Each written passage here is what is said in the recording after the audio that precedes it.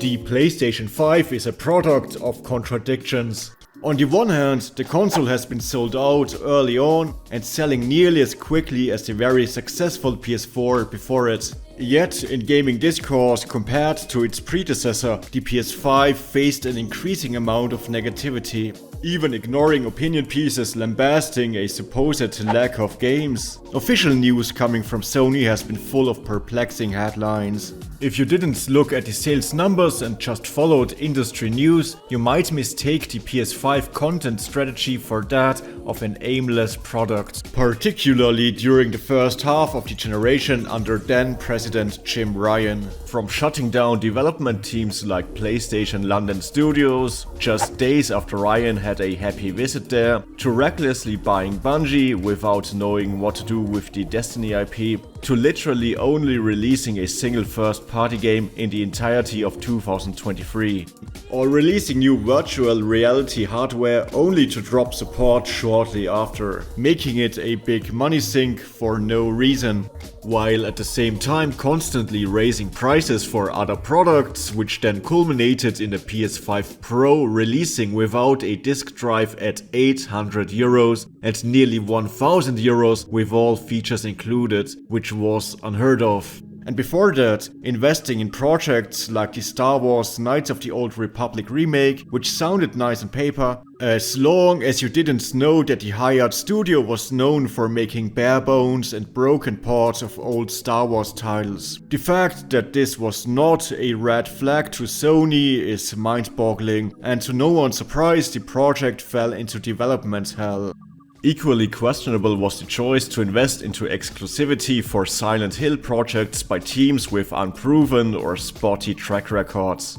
This also correlates with the first big shock at the beginning of the generation when Sony closed Japan Studios, the oldest development team they had, involved in some of the quirkiest PlayStation games and some of the best PlayStation games ever, like Shadow of the Colossus or Bloodborne. Not only could they have provided first-party content when the release calendar was dire, ironically their talent included one of the original inventors of Silent Hill, Keijiro Toyama, which means that Sony laid off the original talent behind Silent Hill, and instead of having them make a new horror game, they bought distribution rights for Silent Hill projects from middling outside developers. The next biggest irritation after firing their oldest talent was their almost full shift to so-called games as a service projects, GaaS for short, moving their resources to not 1 or 2 but 12 GaaS projects. A prime example of banal CEO logic. They see the numbers Fortnite makes and nothing else, so that's all they aim for. It's the same logic that would lead Xbox to buying a huge publisher like Activision for the sole sake of having the Call of Duty IP. In some ways, the PS5 almost comes across like the opposite of the PlayStation 4. Looking back at the previous generation, a stark discrepancy between the philosophies of both these two PlayStation periods emerges. The Sony of the PS4 era felt like a company with its finger on the pulse of time, and their console like a product that actually created the zeitgeist. A reminder of what the game industry looked like after the first HD generation of PS3 and Xbox 360. Big studios were shut down as the industry was chasing that Call of Duty online multiplayer money and also spent too much budget on AAA projects. And as mobile games arose as another big moneymaker, developers of games like Angry Birds were rubbing their hands, claiming that the death of traditional consoles was imminent. But with the PS4 it came different. While PS3 lost the market leadership, the brand gained back consumer loyalty by making core gamer-focused content, culminating in the PlayStation 4. The PS4 still had its big GaaS profits, but it was also marketed as a place for single-player games, the ones believed to be dead a few years earlier. It was an old-school console console where you could trade games of all sorts, while Xbox tried to create an online-only machine. It was a platform where all sorts of weird games, in particular Japanese and mid-budget projects, could finally return and thrive again. PS4 created a user base where games like Persona or Crash Bandicoot could come back even more successful than back in the day. And the narrative that Sony themselves only made cinematic third-person shooters and open-world games was not true. While the big sellers for Sony became The Last of Us or Horizon and God of War, at the same time, they've also funded weird titles like Gravity Rush, Tearaway, The Last Guardian, or Dreams, and even Hot Shots Golf. But despite the PS4's huge success as a traditional console with all sorts of gaming experiences, a strong shift in Sony's leadership followed after the generation was over. CEO Sean Layden had been removed, veteran Shuhei Yoshida has moved on to indie communications, Herman Hulst of Guerrilla Games took over as head of PlayStation Studios, while Jim Ryan held the reins as president for the first half of the generation. PS5 still launched with a decent variety of titles like Demon's Souls, Astro's Playroom and Sackboy, instead of solely banking on the surefire hit Spider-Man Miles Morales.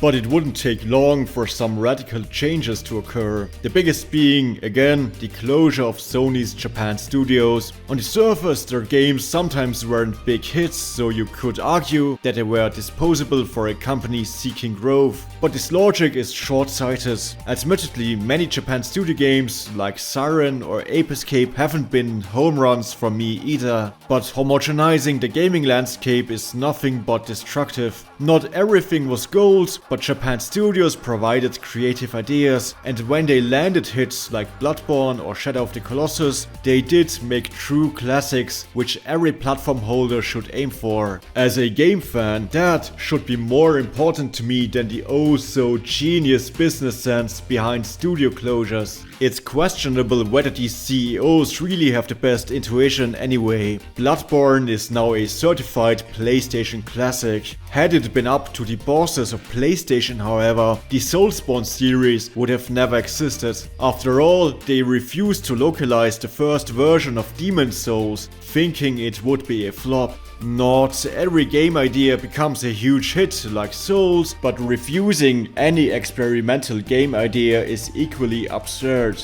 And that's why the PS4 deserved praise. Gravity Rush or The Last Guardian weren't expected to achieve huge sales numbers. Bloodborne couldn't have ever matched the sales of Uncharted or Spider-Man. Even a game like Death Stranding was quite risky. The hype for director Hideo Kojima might have been at a high during its announcement after he was unseemly fired by Konami. Another case of Sony of the PS4 era reading the room correctly. But Kojima's mailman simulation couldn't have been something that was funded as a surefire hit. Sony didn't need to produce such projects as long as they had their cinematic games for short-term success. Still, there were those other titles, and that's what makes a good gaming platform. Only chasing trends is a dead end, as was proven by the big downsides of the PS360 era, including the Nintendo Wii, for which Nintendo didn't even want to localize their own games anymore because they didn't expect Wii Fit numbers from them, ultimately leading to the disaster called Wii U, where they lost all the goodwill from their core customers. Not to mention that another now popular IP like Xenoblade wouldn't exist if it was up to the CEOs in Nintendo's US department. And maybe Sony too wouldn't have had an entire year with almost no first-party games if they used their studios more efficiently instead of killing them. For PlayStation, this led to quite an ironic clash of perceptions at a 2024 showcase. The supposed big moneymaker Concord, a gas hero shooter that tries way too hard to appeal to teens, was met with overwhelming negativity. While the announcement of Astrobot, a platformer reminiscent of Sony's closed Japan studios, was received incredibly positively. Before that, Sony announced that in 2024 2024 they wouldn't unveil any significant first-party games, which means that they didn't even have enough confidence in Astrobot to be considered as much in demand as something like Concord. Later, Concord became the biggest flop in PlayStation history as the game was shut down after merely 2 weeks because no one cared about this focus-tested $200 million monstrosity. In contrast, Astrobot received the best critical ratings of the year and became a hit on social media. Way to not understand your audience. But there is one big advantage which made the PS5 immune to these apparent confusions, which is that the console wars have shifted towards form factor. People want to play the same games on different machines, be it PC, handheld or home console. And in the home console market, as Xbox was never able to recover the goodwill they had with the Xbox 360, the PS5 became the de facto choice for console gaming. Despite a rough start during the lockdown years, the generation by 2023 and 24 had quite the comeback, in particular for fans of Japanese developers. If you wanted to play some of these sick games like Resident Evil 4 Remake or Armored Core and Tekken 8, you wouldn't do it on Switch, where they didn't release. And if you didn't want to invest into an expensive PC setup, PlayStation is where you played them. If casuals wanted their Hogwarts Legacy or FIFA, they'd also get it there. That made PS5 an automatic winner, at least in the short term. Long-term development is another topic, and the results have yet to be seen, because there's a difference between obtaining market leadership with actual goodwill and a strong vision like with the PS4, and keeping market leadership only because of weak competition.